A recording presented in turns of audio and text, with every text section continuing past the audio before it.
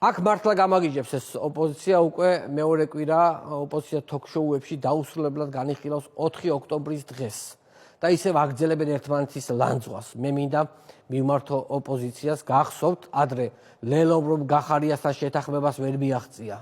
მერე ერთმანეთზე რაღაცა კრიტიკული განცხადებები რო გააკეთეს და ერთმანეთს გაებუტნენ, ხო გახსოვთ?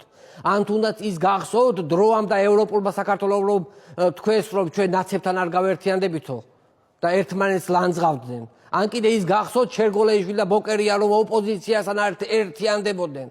ეხლა ეს ძველი რაღაცეები იმიტომ გაგახსენეთ რომ ამოგვივიდა ხალხს ყელში კაცო მარტო 4 ოქტომბრის თემაზე კინკლაობა. შეაშველეთ ცოტა ძველებიც.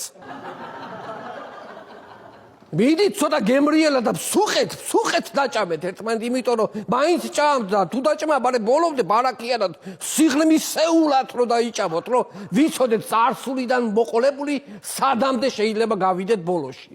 აი ესე ჭამოთ და იგი იქნება ძალიან კარგი იქნება რა. მადლობა ძვირფასო მეგობრებო, ეს იყო ჩემი მონოლოგი და იმედია სულ მალე ჩემს შოუს კვლავ გააფორმებს ბენდი თამუნა ლეკვეიშვილის ხელმძღვანელობით, ხოლო მანამდე მე ჩემი ძალებით გავაფორმებ გადაცემას ბათუმი დარაბიღატო ბათუმი დარარირარარირო დარარირარარო